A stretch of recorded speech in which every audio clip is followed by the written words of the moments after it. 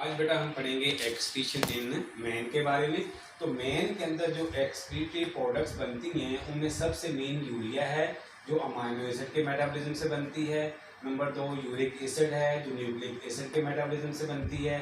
Number 3 creatinine है जो muscles के अंदर मौजूद मसल क्रेटिन से बनती है। और बिलीरुबिन है जो हीमोग्लोबिन के ब्रेकडाउन से बनती है। और बहुत से टॉक्सिन्स हैं जो हम इंजेस्ट कर लेते हैं फूड एडिटिव्स की फॉर्म के अंदर या फर्टिलाइजर्स की फॉर्म के अंदर या स्प्रेज की फॉर्म के अंदर। तो all these waste products have to be excreted from the human body. इनको एक्सक्रीट करने के लिए जो मेन एक्सक्रीटरी ऑर्गन है उनके बारे में लिवर है और साथ में किडनी है और बाद पर इसमें स्किन को भी ऐड किया जाता है। जब हम स्किन को डिस्कस करते हैं तो स्किन में बेटा स्वेट ग्लैंड्स होते हैं जो स्वेट पैदा करते हैं। इसी तरह स्किन के अंदर सेबेशियस ग्लैंड्स होते हैं जो सीबम पैदा करते हैं। तो अगर हम बॉडी से स्किन से एक्सक्रीट होने के बारे में निकलने के बारे में देखें तो skin is an excretory organ.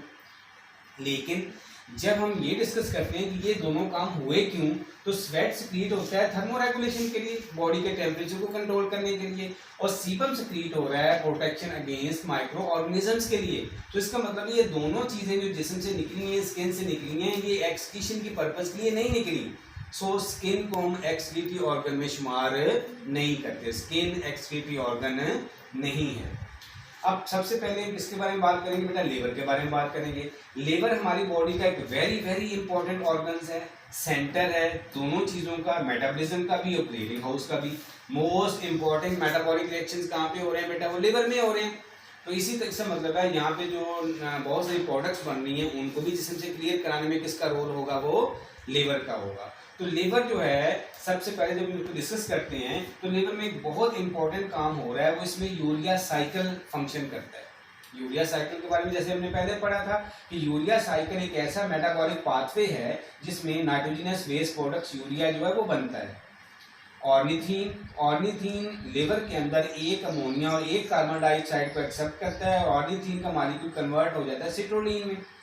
Citrulline फिर इसमें second ammonia in the form of second nitrogen in the form of ammonia शामिल होती है और मॉलिक्यूल कौन सा बन जाएगा? Argininosuccinate. Argininosuccinate will be converted into arginine और एक एंजाइम है आर्जिनेज जो आर्जिनिन को स्प्लिट करके दो प्रोडक्ट्स बना देता है। एक ऑर्निथीन द्वारा बन जाता है साइकिल में और दूसरा एक मॉलिक्यूल यूरिया का बन जाता है। यानी कि इसमें एक कार्बन डाइऑक्साइड और दो अमोनिया के मॉलिक्यूल इस्तेमाल होते हैं एक यूरिया बनाने में। ये साइकिल कहाँ पे चल रहा होता है? ये लिवर में चल रहा होता है। यानी कि लिवर को ये कहते हैं कि हमारी बॉडी का एक मेजर होम्योस्टैटिक सेंटर है। जिसम में बॉडी में होम्योस्टेसिस को मेंटेन करने में एक बहुत अहम रोल कौन प्ले कर रहा है? वो लिवर प्ले कर रहा है। लिवर में बहुत सारी चीज़ें बनती हैं, लिवर में बहुत सारी चीज़ें स्टोर होती हैं, रिसाइकिल होती हैं, डिटॉक्सिफाई होती हैं। इनके बहुत सारे वेरी वेरी इंपॉर्टेंट काम लिवर के अंदर हो रहे होते हैं। अगर हम सबसे पहले बात करेंगे सिंथेसिस की तो लिवर के अंदर नाइट्रोजनस वेस्ट प्रोडक्ट्स बनती हैं। नाइट्रोजनस वेस्ट प्रोडक्ट्स कौन सी हैं बेटा? अमोनिया है, यूरिया है, यूरिक एसिड है। अब अमोनिया बन गई, यूरिया बन गई, यूरिक एसिड बन गई, ये किससे बनी हैं? ये प्रोटीन्स के, न्यूक्लिक एसिड के मेटाबॉलिज्म से बनी हैं। और इनके मेटाबॉलिज्म के बाद इनको अमोनिया, यूरिया, यूरिक एसिड की हालत में कौन लाया? वो लिवर लाया। कि अगर लिवर ये काम ना करता तो किडनीज फिर इनको एक्सक्रीट कैसे करती? इसका मतलब है लिवर ने ये काम करके, लिवर ने इसको अमोनिया, यूरिया, यूरिक एसिड में कन्वर्ट करके इस हालत में ले आया ताकि बॉडी इसको एक्सक्रीट कर सके। तो ये वेस्ट डिस्पोजल में हेल्प किया जा रहा है। नंबर 2, लिवर के अंदर प्लाज्मा प्रोटीन्स बनती हैं। प्लाज्मा प्रोटीन वो वाली प्रोटीन्स होती हैं जो बनती तो लिवर में है लेकिन ब्लड के प्लाज्मा में जाके मौजूद होती हैं। इनमें सबसे पहले बहुत इंपॉर्टेंट कौन सी? प्रोथ्रोम्बिन है।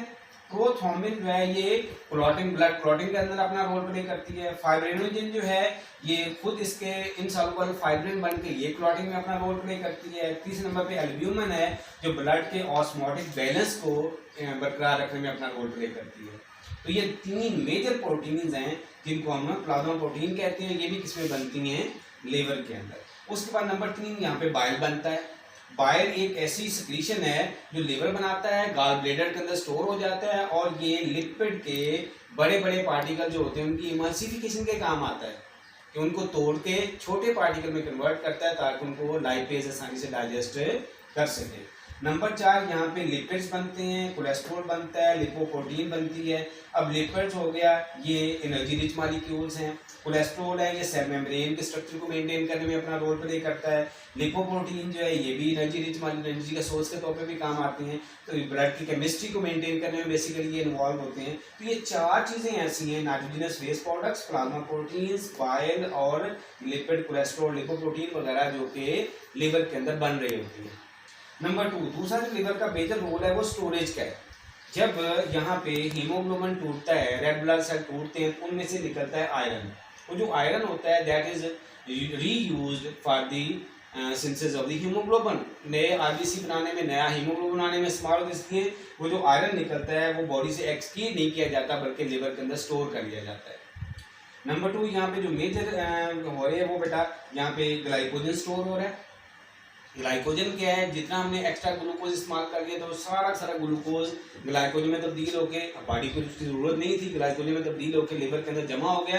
कि जब हमें ज़रूरत होगी वापस उसको कन्वर्ट करेंगे और उसको दोबारा से यूज़ कर देंगे। अच्छा, यहाँ पे एक और बात है कि ये जो हमारा लिवर है ना, लिवर के अंदर कुछ चीज़ों की कन्वर्शन भी हो रही होती है।